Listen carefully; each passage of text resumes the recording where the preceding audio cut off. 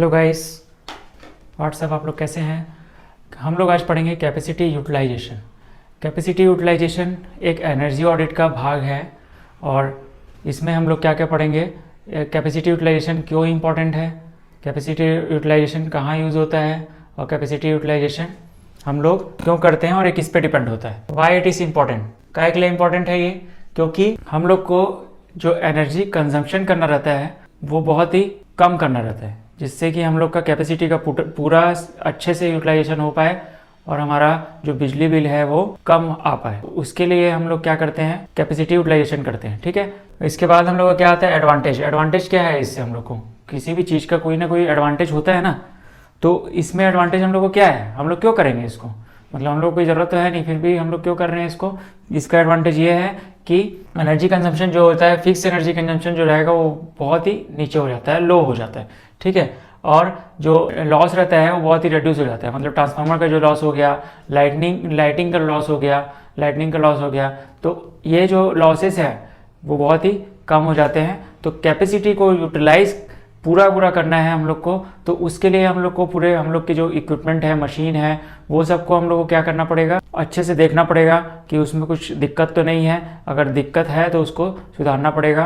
तो capacity utilisation का losses को कम करना पड़ेगा। ट्रांसफार्मर जैसे लॉसेस हैं तो उसको हम लोग क्या करना पड़ेगा, कम करना पड़ेगा। ठीक है, लॉसेस कम हो जाएंगे तो वही कहलाता है कैपेसिटी यूटिलाइजेशन। ठीक है, लोअर एनर्जी कंजम्पशन के लिए 90% कैपेसिटी जो यूटिलाइजेशन हम लोग को चाहिए रहता है प्लांट के लिए। 90% यूटिलाइजेशन चाहिए रहता है, मतलब 90% मतलब सिर्फ 10% आपके लॉसेस होंगे, कि आपके लॉसेस होंगे ही नहीं, होना ही नहीं चाहिए।